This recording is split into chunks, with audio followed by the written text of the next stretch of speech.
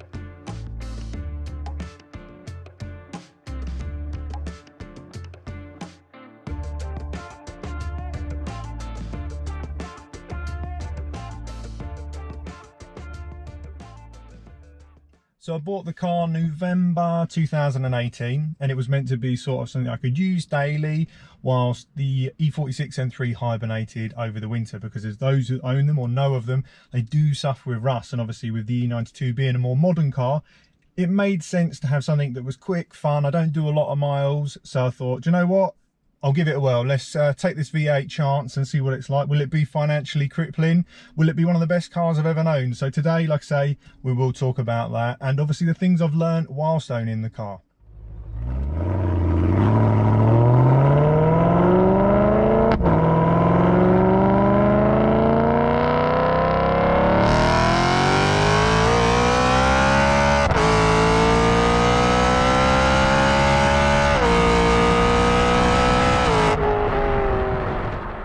So I'll quickly recap on the 10 things I feel, and I stress in this video, it's my opinion, it's not a professional BMW opinion, that you should do if you buy a BMW E92 M3.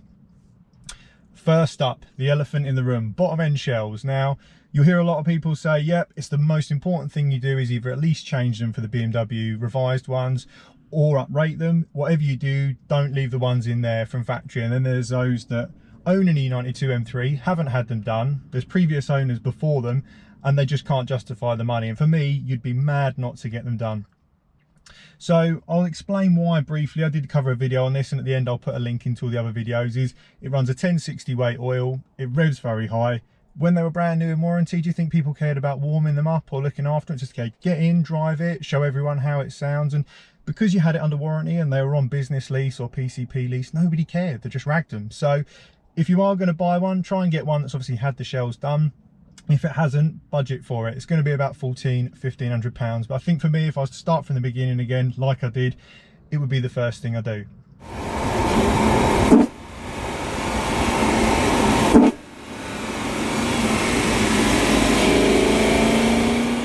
Number two, again, some of these are modifications and upgrades, is the M4 seats. Again, I've got a video on this. For me, I would have to do it on the next one if I bought another one, because not only does it provide such a better look, it feels like a special M car, it also improves the ride height, because when you're sitting in it in stock, I felt like I was up here somewhere. It's absolutely terrible. And what I was doing was I was tilting the seat back to try and compensate for that, so I didn't have a good driving position. So as I say, that's something you can do. You can use other seats as well, but the beauty of using the M4 seats is you can get the electric seats for the heating, the motors, the memory features, so it all still works with the keys and the buttons on the side, which is great. So it's more of an OEM plus modification. They're not cheap, anywhere from sort of £1,200 to £1,500 for an M4 interior, but like I say, absolutely worth it for me. I would do it again. And you can still keep your standard seats if you've got the space, and then when you come to sell the car, just switch it back out.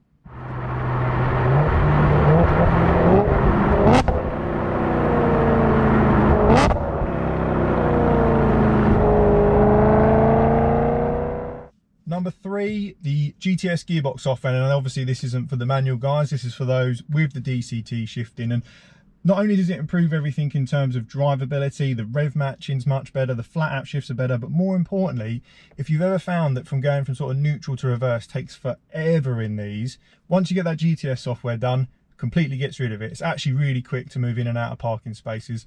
Simple things, little things, but does make a big difference.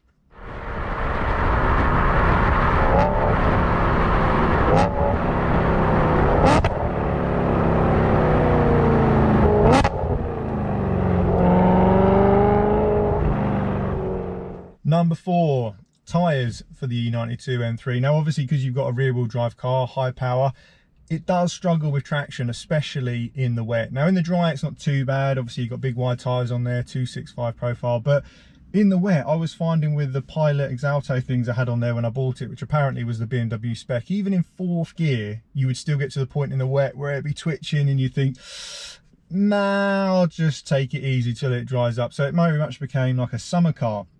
I can remember being out in the Cotswolds in it last year with the missus, and a TTRS was in front of us. Obviously powerful cars, very capable, and we pulled away at this junction and he was just gone. And I was like, yeah, this is great fun, but I'm not making any ground. He's looking in his mirror thinking, twat, in a BMW, can't get anywhere as always, 4-wheel drive. But I fitted the Michelin Pilot Sport 4S tyres. And I do have to stress there is a difference between the 4 and the 4S. And the 4S's in the same profile dimensions are absolutely fantastic. Like the way it puts power down. I mean, first gear in the wet, yes, it's not going to be great, but from second onwards you can just keep going. I mean, don't get me wrong, it's still a rear wheel drive car, but the grip levels in the wet are just absolutely fantastic. So again, another big expense, but if you're going to do it and you're going to use the car all year round, I would definitely recommend the 4S tyres. Like I say, for me, I use Super Sports on the E46, but it's a summer only toy, so I'm not bothered. But if you drive the car in the UK, and like the weather we've had recently has been absolutely disgusting, I would definitely recommend the Michelin 4S tyres.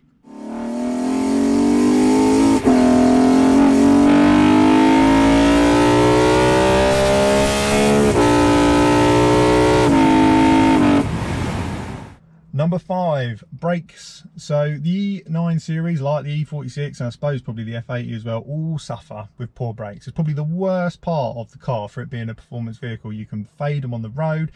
Shocking for a car out of the factory, but there are solutions. Now, for those that have seen the E46 videos know that I run the K-Sport 8 pots on the front with the Padgett RS29 pads, which are monstrous, loads of sopping power.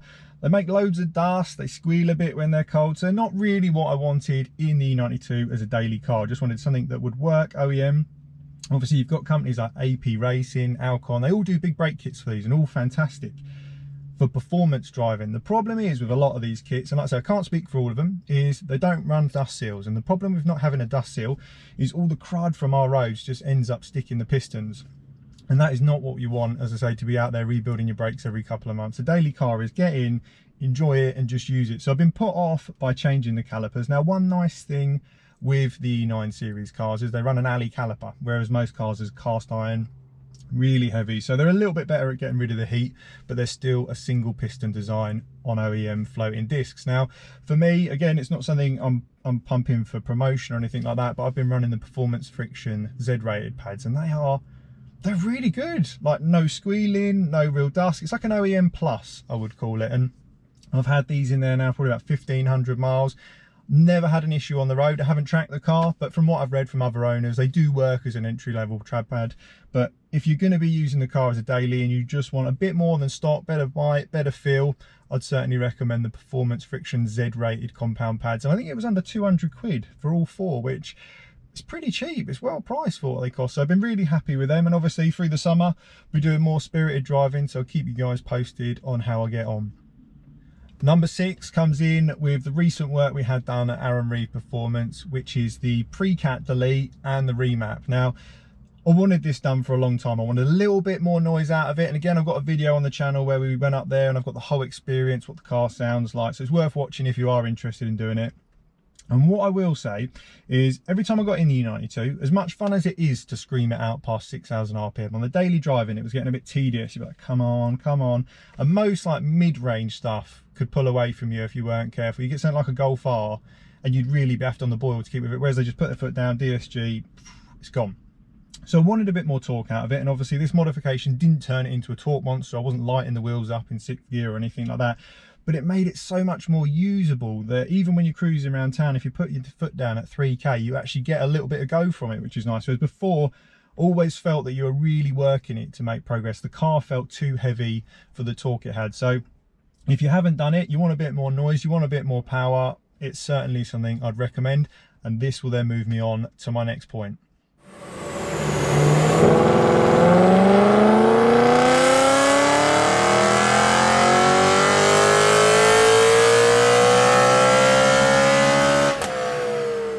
Number 7, cold start delete. How my neighbours hadn't gone mad with this, because my car's got the 2-pipe mod on it, which is where they essentially modify the back box. Again, that's in the decap video if you want to see more on it. And essentially when the car's cold, 2 minutes of just 1100 RPM of carnage, and I get up in the mornings and leave for work at about 6:45, and it just howled. It got to the point where I was parking the car forward in the driveway, so the noise wasn't bouncing back onto all the houses. It was ridiculous. And what that does is it essentially works as fast as it can to get the pre-heat cats up to temperature. It just makes such a noise, and it's not good for the shells revving it that high from stone cold. So along when I had the remap done, we got rid of the cold start, and I tell you what, it's absolutely beautiful. It does a little blip as it fires up, and that's it. Nothing but calm. But what a racket that used to make. Even when I was coming out of work, people would be like, what have you done to that? Why is it making that noise? And I'd say it's amplified by the fact I had the 2-pipe mod on the back box. So it's definitely, again, one of those things I'd had removed very quickly if I was to go back to a standard car.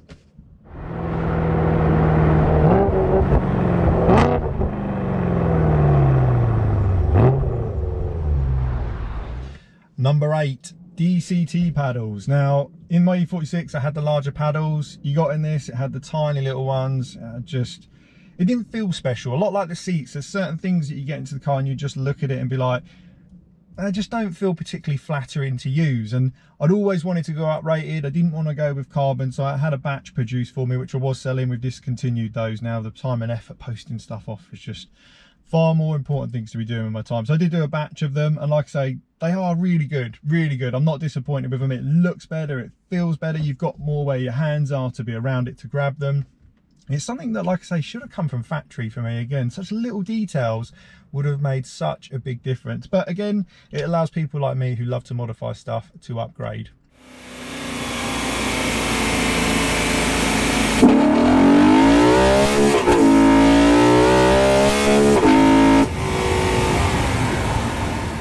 Number 9, steering wheel retrim. Again, a lot like the paddles. It was one of those things. I drove Matt's M2 and it had the Alcantara wheel, and I was like, this is going to be a nightmare to live with daily. I'm always going to have to wash my hands. I keep a packet of baby wipes in the glove box just in case I get grubby fingers. So it's beautiful. It feels lovely to hold. It's great to drive with, but it is a nightmare if you get it dirty. I mean, I haven't washed mine yet, but it still looks really good. So hopefully, like I say, you can wash these, but I'm really pleased with it, especially with the white band and the white stitching. It just sort of ties in with the OEM Plus that the car's gone with.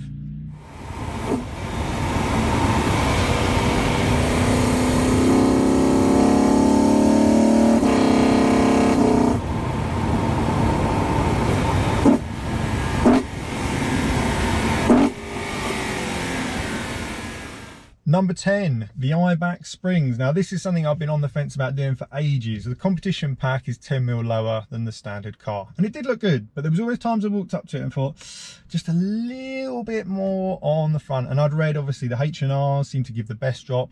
The eye-backs do really well, giving a little drop, but also retaining a lot of the ride comfort. And I would say, compared to the comp spring, it's probably about 10 to 15% stiffer, but in a good way. Like, it feels tight for it. It feels good, and I daily the car, so we'll see how we get on over the next couple of weeks. But so far, I'm really impressed with them. I wish I'd done it sooner, and it wasn't a lot of money. It was I think it was about 180 quid to get it done, and it really has made a big difference to the look of the car. The ride, it just feels more dialed in. So yeah, really pleased with them.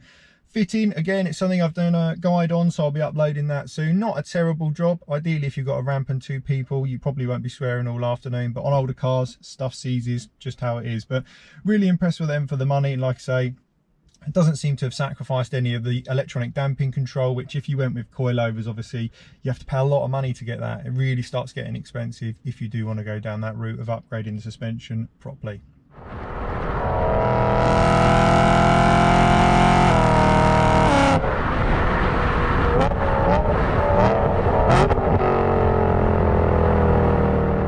So next we'll discuss the 10 flaws with the E92 M3. And now these are things not that I've currently had happen to myself, but things that I've read about, seem pretty serious, and things obviously just to keep in mind, and I'll obviously run through those now.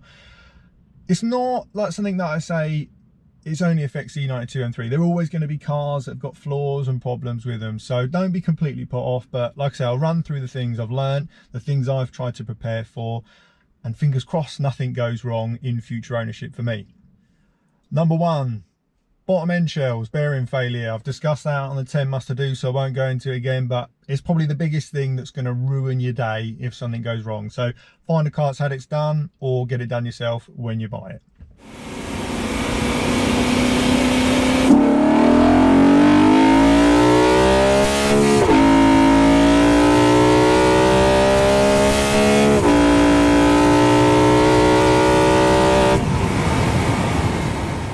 Number 2, throttle actuators. Now the throttle actuators essentially are servos that control the throttle bodies. When you press the accelerator, there's no cable like in older cars, there's electronic motors, and they'll essentially open and close the butterflies. Now the problem with the design on the E92 M3 ones is they're plastic, and they're not very hard bearing plastic. So when they do fail, the teeth start to break down. It brings up a fault code, puts the car in limp mode. The good news is you can normally turn it on, turn it off again, carry on your way until the fault light logs maybe 30, 50, 100 miles, depending on how badly worn they are. So it's not something that leaves you stranded or does permanent damage like the shells. If you're doing a sort of like I do with road trips, or you're doing a track day, it could really ruin your day, because you don't want that sort of thing. But you could limp home with ones that have failed, because like say you turn it on, turn it off, it clears momentarily for you to drive the car again. So if you are going to replace them, BMW is about £1,200 per bank for a throttle actuator. Problem is, it's not a foolproof fix, they fail again. The solution is, there's a company called rebuild.org, and now what they do is they uprate the gears in them, they send them back out to you refurbished, £450 for the pair. So pretty reasonable really. It's something I will look to get done, because like I say, I don't want to be stranded with the car having issues like that, especially again in the winter.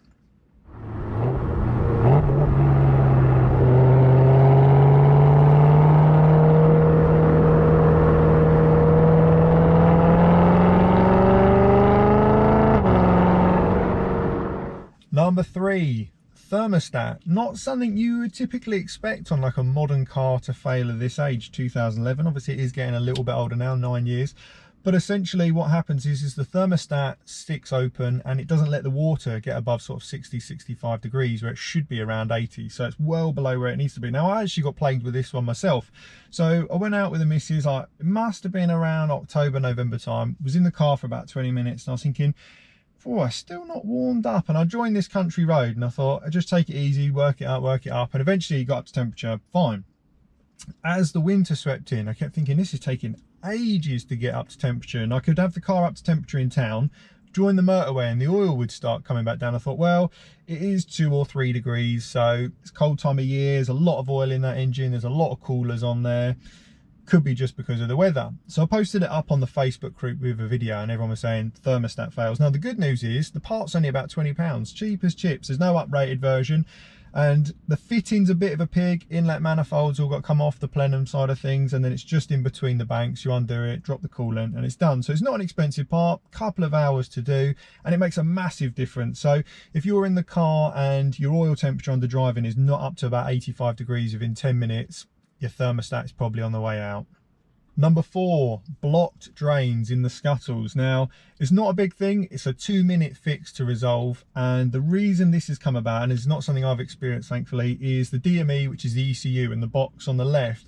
When those drains blocked, it can fill up with water. And what that means is your ECU is flooded, and it can be sort of £1,500 upwards to fix. So it's worth just checking to make sure there isn't any sort of leaves or grime in there. And so I'll put a quick shot in of what the drains look like. You can literally lift them out, wash them out, put them back in. 2-minute fix, and it's going to prevent you thousands, especially if you park the car under a tree or use it in, like I say, muddy, grimy conditions. Number 5, I'm going to put this down as one that hopefully no one experiences because it's been recalled by BMW, but it is worth checking, especially if you have an earlier car. And what it is, it's the climate fan motor in these actually short circuits on the connection, where it's like quite a poor fitting, and then basically means the whole car catches fire. So if you haven't had the recall done, it's quite simple. Undo the glove box, drop it all down, you'll see the climate fan under there, and you just need to undo the plug. And now if it's really gone, all the cables will have melted. Hopefully you're not looking at it to the point where it's going to catch fire, but what happens is, like I say, the fan overheats, melts the cables, car essentially catches fire. But it should be recalled by BMW, so I'd certainly recommend obviously getting that checked at your local BMW dealer. You normally just bring the key down to them or give them your reg or your VIN, and they'll be able to confirm that.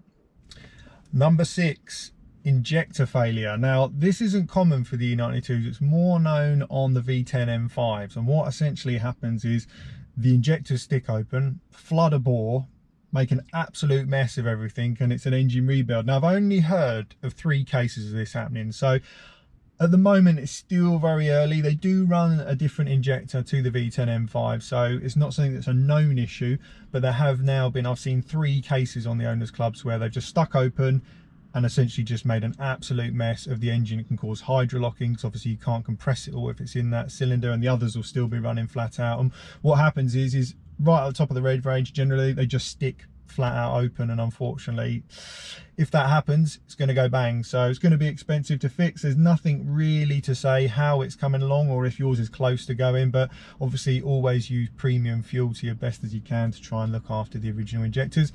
If you wanted to change them all, I dread to think how much that would be from BMW per injector. Bear in mind you've got 8 to do, so an expensive day out, but also something to bear in mind, I guess, with the higher mileage cars that haven't been looked after.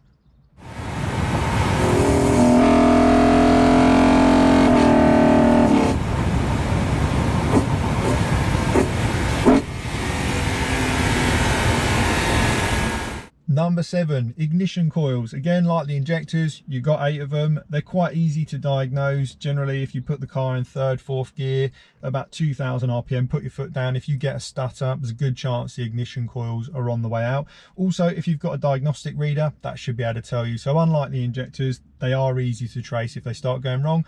Not a big job to change. I did all the spark plugs on this in under 2 hours on my first time round, so I would have thought if you were changing all the front coils, 15-20 minutes, the 2 at the back, what a nightmare to get to, but easily doable. Not a big job. The coils are about £115 sorry, per cylinder, so not a cheap day out if you wanted to do all of them, again, as a preventative measure, but you can tell when they fail. So easy to diagnose and not terminal failure if you get it done relatively soon.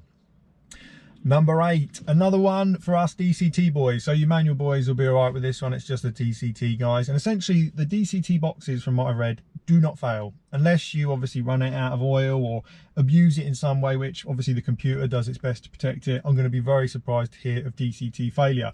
But what does happen is they do leak from the oil pan. Now the problem is BMW will tell you it's a lifelong oil in there, doesn't need to be serviced. If you do need to get it serviced because you've got the leak, which like I say you can see from under the car on the DCT gearbox, it's going to be about £500–600 day out to get that leak fixed for the new gaskets, oil and the labour. So just something to keep in mind. Like I say, it's not something I've experienced myself again, but it is getting on. It is an old car, so it's certainly worth thinking about. Like I say, these things can add up very quickly. If you're going to view one or buy one, get your head under there, get a torch under there, and if you can see it wet under the gearbox, bear in mind there's going to be another £500–600 to come out.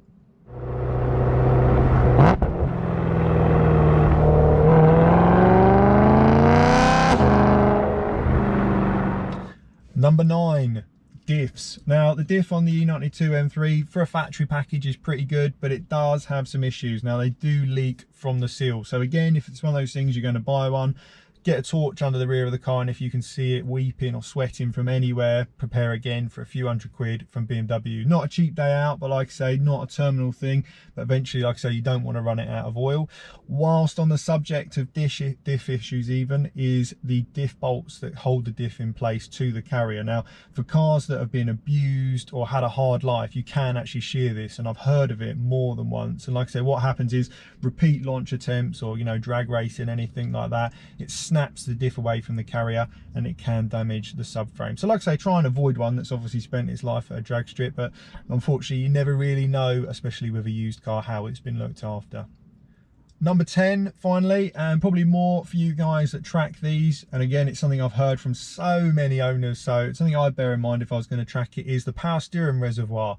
What happens is, get it hot on track, even with the fluid level perfectly, they seem to boil over and make an absolute mess in the engine bay. Solutions are uprated reservoir tank, or another one that I've seen that's quite good is people take like the old 118 sweat bands and just put one of those over the top. So if it does get too hot, it will just essentially fill into the sweat band rather than spraying power steering fluid all over the engine bay. So it's something to bear in mind, more for the track guys. I say I've had some pretty hard road drives on this, never seen it happen, but like I say, if I went on track, I'd certainly recommend obviously preparing, even with the level correct on the tank, that there's a good chance it's going to spill over.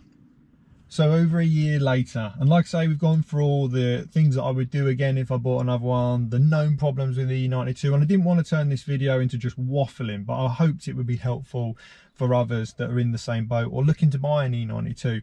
And now, for me, it's been a fantastic car. It really has. I've had some gremlins with it, with the alternator failing over Christmas, but like I say, that can happen on any car, so you can't really hold an old vehicle like it, purely hating for that issue where I was without a car for like 2.5 weeks with trying to get hold of a replacement. But other than that, ownership has been pretty sweet. I did the shells as a precautionary measure. I've enjoyed driving it, I've enjoyed modifying it, and you know, it's one of those things that a lot of people would say to me, which do you prefer, the E46 or the E92 M3? And at the time when I first picked this up, I was at the E46 100%, but then the more I drove this and the more I modified it, the more I really grew to like the E92, and it does so much. It can be a complete perfect daily driver, and then a flick of the M button with your presets on, it's an absolute monster. And it, like now I say, with the decats on it, it screams, it really does scream, and it's such a pleasure to drive. So no, I don't regret doing it, and yes, it really has changed my opinion on the ownership.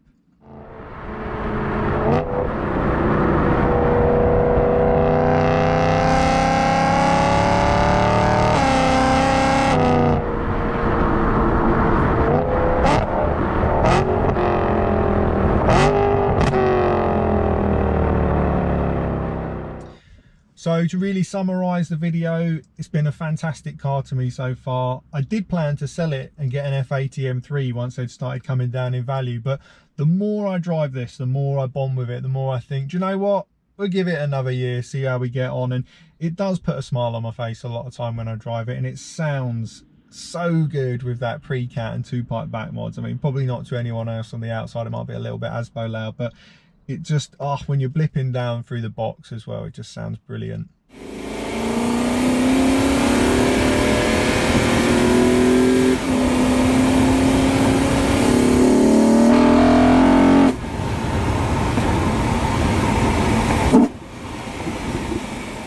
So a big question, I guess, for a lot of people is the E92 M3 going to be a future classic? Now, for obviously everyone that owns it, like myself, are like, yeah, but really, when you break it down, it's the only V8 M3, it's the only M3 to rev this high, it's the last M3 to have like hydraulic power steering as everything moves electric.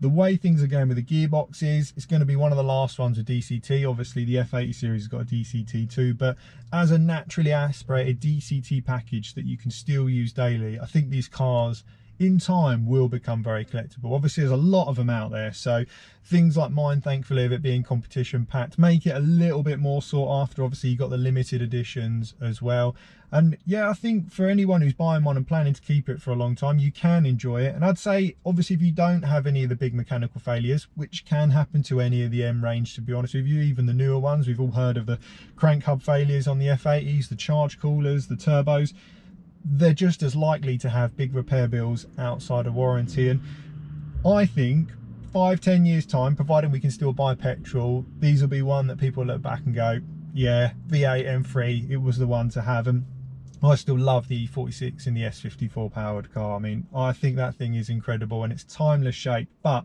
it does have flaws with like the SMG. As much as I love it flat out, it can be tedious around town, whereas this, like I've said before, you can still just jump in it, start it, drive it, it'll work every day like you want it to, and then again, flick of a switch, it's the perfect weekend warrior. So what's the future plans for the E92 M3? Well, obviously we got to go back to Surrey Rolling Road to make sure we fix that underlying intermittent power issue that I had. And to be honest, I still look at F80 M3s, I still see them on the road and think, they're so good. I really want one. I love the shape of them, especially in the Yas Marina Blue or Speed Yellow. But at the moment, the E92 is just ticking every box for me. It's not suffering any depreciation. Like I've mentioned, it's got the same sort of reliability issues that you could still get with an F80 M3 out of warranty. So for the time being, the E92 M3 is going to stay.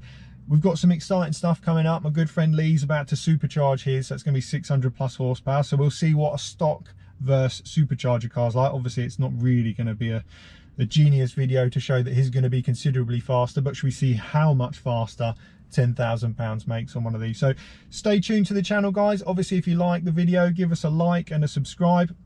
If you want to see more like the M4 seat fitting, click here. If you want to see my experience with Aaron Reeve with a D-Cat, click here. Again, it helps the channel if you do subscribe, so click here. Thanks for watching, guys. Until next time.